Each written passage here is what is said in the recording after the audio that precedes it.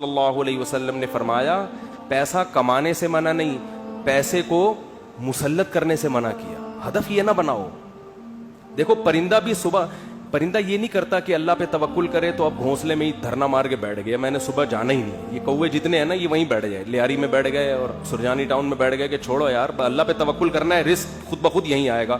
اللہ نے کہا نہ تمہیں نکلنا پڑے گا. تو آپ صبح نکلو رزق کے لیے، لیکن تسلی رکھو کہ شام کو انشاءاللہ پیٹ بھرا ہوا ہوگا، میری بنیادی ساری ضرورتیں پوری ہو چکی ہوں گی، اور جب میری اولاد کا ٹائم آئے گا اللہ بچوں کا خرچہ بھی میری جیب میں ڈالے گا. ٹینشن نہ لو کہ 2 بچے ہو گئے تو 3 بچے ہو گئے تو کہاں سے کھلاؤں گا. جس اللہ نے تجھے کھلایا بھائی وہی. دیکھو ماں کی چھاتیوں میں دودھ پہلے پیدا ہوتا ہے، بچہ بعد میں پیدا ہوتا ہے، یہ بتانے کے لیے کہ اس کا پیدا کرنے والا اس کے رزق سے غافل نہیں ہے. ہر چیز میں گوروں کی طرح کیلکولیشن نہ کیا کرو بیٹھ کے. گورے کیا کر رہے ہوتے ہیں دیکھ رہے ہوتے ہیں میرے پاس ابھی $10,000 ہیں تو ایک بچہ ہو گیا تو اس میں اتنا کیلکولیشن کر کے اتنا بچ رہا ہے، اتنا انویسٹمنٹ کیا، دوسرا ہو گیا تو یہ تو کیلکولیٹر کہہ رہے یہ نہیں ہو سکتا. قرآن کیا کہے گا؟ او بھائی تو پیدا تو ہونے دے. دیکھو اگر ہم نے یہ دودھ کا پروسیس نہ دیکھا ہوتا تو ہم تو اس ٹینشن میں ہوتے بچہ پیدا ہوگا تو میں تو 2 کلو دودھ اور بھینس کا لگوانا پڑے گا مجھے، میں تو خرچہ نہیں اٹھا سکتا.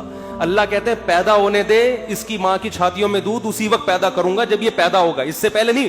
ہم کہتے ہیں نہیں پہلے پیدا ہو ہے بھائی، پہلے ماں کی چھاتیوں میں دودھ آئے پھر ہم دیکھیں گے ہاں بھائی آگے ہے دودھ، اب بچہ پیدا ہوگا. اللہ کہتے ہیں نہیں، مخلوق کو آنے دو پہلے، رزق بعد میں آئے گا اس کا. تو اس لیے بھائی رزق کمانا ہے، رزق کی ٹینشن نہیں لینی. اب آپ کہہ سکتے ہو کہ ٹھیک ہے ہم رزق کی ٹینشن نہیں لیتے، کماتے ہیں، لیکن ہم تو دیکھ رہے ہیں کمانے کی کوشش کر رہے ہیں، وہ وسیم بھائی کے پاس تو اتنا پیسہ آ گیا، فلاں کے پاس تو اتنا آ گیا، میں وہیں کا وہیں کھڑا ہوں. ہمارے کزن تھے کیا ہیں، وہ تھے نہ بن جائے. وہ اکثر کہا کرتے تھے، یہ بات تو کہتے تھے اب نہیں کہتے، اللہ کا شکر اب دیندار ہے، کہتے یار مجھے ٹینشن اس بات کی نہیں ہے کہ میرے پاس پیسہ نہیں ہے، مجھے ٹینشن اس بات کی ہے کہ میرے جتنے دوست ہیں ان کے پاس آ گیا اور میں وہیں کا وہیں. تو یہ ایک مستقل ٹینشن ہے. دیکھو اس کا نبی صلی اللہ علیہ وسلم نے حل کیا بتایا ہے، پرندے کی مثال دی ہے. پرندہ کمپٹیشن میں کبھی بھی نہیں آتا، سمجھ رہے ہیں؟ پرندہ یہ نہیں کرتا کہ وہ والے چڑیا نے وہاں جگہ اس لوکیشن پہ گھونسلہ بنایا بحریہ ٹاؤن کے قریب اور میں لیاری ندی کے اوپر گھونسلہ، نہ. پرندہ کہتے ہیں میرے لیے، میرے بچوں کی حفاظت کے لیے مجھے گھونسلہ چاہیے، لوکیشن کو وہ زیادہ اہمیت نہیں دیتا. میں دشمنوں سے میری حفاظت رہے، ٹھیک ہے نا، سردی گرمی سے میری حفاظت رہے. میں نہیں کہہ رہا آپ لیاری ندی کے اوپر گھر بنائیں، وہ تو حفاظت نہیں رہے گی آپ کی، کیونکہ ندی تو ندی ہے نا. تو آپ نے یہ سوچنا ہے کہ مجھے اپنے گھر میں تحفظ کے ساتھ، گھر والوں کے ساتھ رہنے کے لیے چھت چاہیے. یہ چھت اللہ انشاءاللہ میسر کرے گا، چاہے اپنی ہو چاہے کرائے کی ہو. یہ ٹینشن نہیں لینا ہے. یہ ٹینشن کہ میری اپنی چھت ہو کرائے کی نہ ہو، یہ آپ کی بنائی ہوئی ٹینشن ہے. اللہ نے اس رزق کا وعدہ آپ سے نہیں کیا ہے. یہ غریبی ہے، یہ غریبی ہے. بنیادی ضرورت آپ کی سالن روٹی ہوتی ہے نا.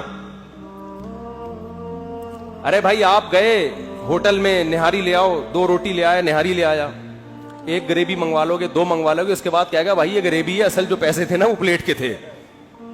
اب آپ نے غریبی کو مقصود بنا لیا، آپ جاتے ہی غریبی پہلے منگوا رہے ہو کہ یار 2 نہاری کی غریبیاں لے آ. اس کو غصہ آئے گا بھائی غریبی تو ضمناً ہوتی ہے. آج جو غریبی تھی نا، ذاتی گھر غریبی ہے، یہ بنیادی ضرورت نہیں ہے.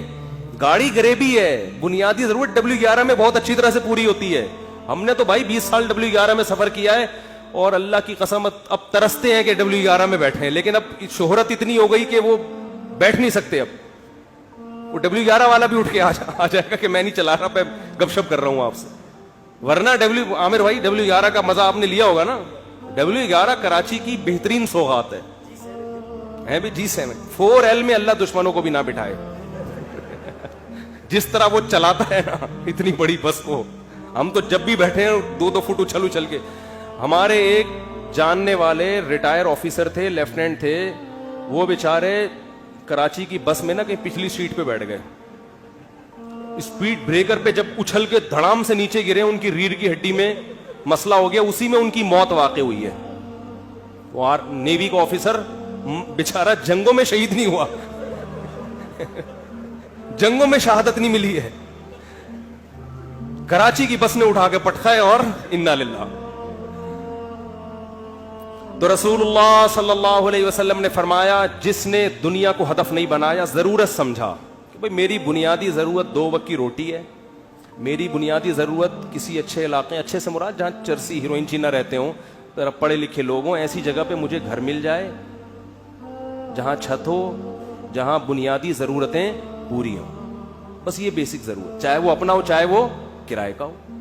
اور نبی نے فرمایا کہ جس شخص کو 2 وقت کی روٹی مل گئی, پیٹ بھر کے سر چھپانے کی جگہ مل گئی, اور جسم کسی بڑی بیماری سے محفوظ تھا اس کا, اور ویسے بتاؤں جب یہ لائف اسٹائل ہوگا نا تو جسم بڑی بیماری سے محفوظ ہی ہوتا ہے عام طور پہ, جسم کسی بڑی بیماری سے محفوظ تھا, تو آپ صلی اللہ علیہ وسلم نے فرمایا یہ ایسا ہے گویا پوری دنیا کی دولت سمیٹ کے اللہ نے اس کے قدموں میں رکھ دی ہو.